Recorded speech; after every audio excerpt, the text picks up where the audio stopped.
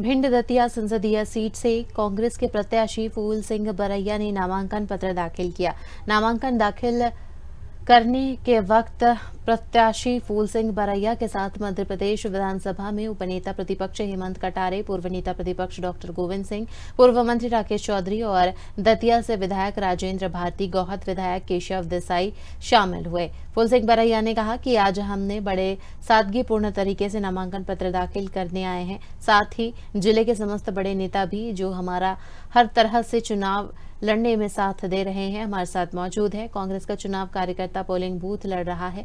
हमारे साथ हमारा हर कार्यकर्ता फूल सिंह बरैया बनकर चुनाव लड़ रहा है।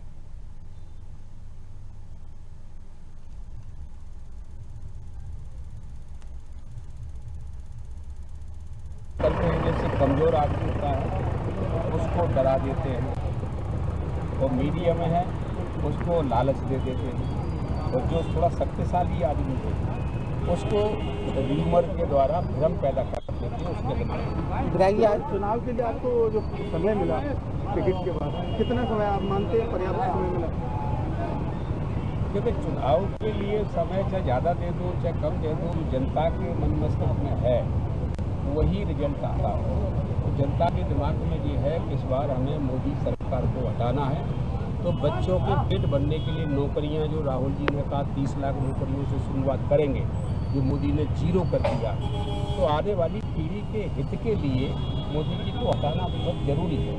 अगर हमने नहीं हटा पाया मोदी जी को तो आने वाली पीढ़ियां भूख से ही मर जाएंगी। विधायक जी, भिंड की जनता के लिए किन मुद्दों पर किन मुद्दे रहेंगे? देखिए, भिंड तो एक तरीके से जगह सही है, भिंड के साथ नाइंसाफी हुई है काफ़ी समय से। यहाँ पर एक तो जो सबसे बड़ा जो यहाँ की रोड है, तो जो रोड है जैसे तो इटावा से ग्वालियर तक की रोड है, लेकिन हमारा नुकसान जो हो रहा है, एक दिन में भिंड से ग्वालियर तक एक दिन में 1.5 आदमी की मौत हुई। हमारे बहुत ही लोकप्रिय प्रत्याशी और वर्तमान में विधायक भी हैं, और भारी मतों से करीब 30-32 हज़ार मतों से जीत करके आए ऐसे विधायक हमारे आदरणीय फूल सिंह बरैया जी का आज हम लोग नामांकन दाखिल करने जा रहे हैं। और आज से आदरणीय बरैया साहब अधिकृत प्रत्याशी हो जाएंगे चुनाव आयोग के रिपोर्ट के अनुसार।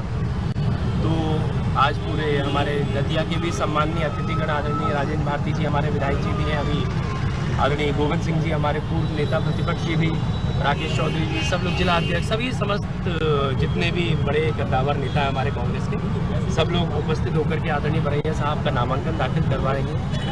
और आप सिर्फ इसी चीज़ से अनुमान लगा लीजिए उनकी लोकप्रियता का या कांग्रेस पार्टी की जीत का, कि एक और भारतीय जनता पार्टी की जो प्रत्याशी हैं वो भीड़ एकत्रित करने के लिए मंत्री सब लगा देते हैं, और फिर भी कुर्सियाँ खाली रखी रहती है, जैसी आप लोगों ने खबरें लाई अभी आने वाले दिनों में।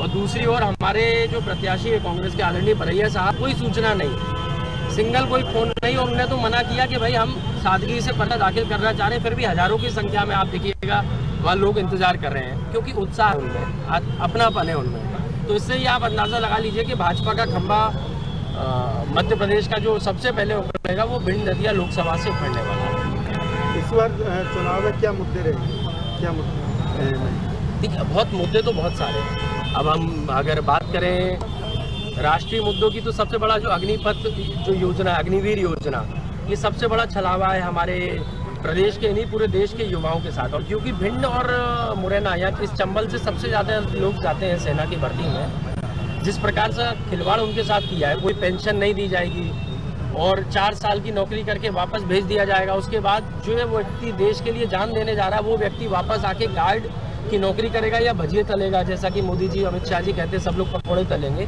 तो ये सम्मान एक आर्मी वाले को मिलने वाला है इस योजना के तहत। हम सबसे पहले तो इस योजना को जो है कांग्रेस की सरकार बनेगी सबसे बेरोजगारी और मोदी के द्वारा प्रजातंत्र का गला घोंटकर प्रजातंत्र का समापन, पानी की स्वतंत्रता समाप्त कर दी।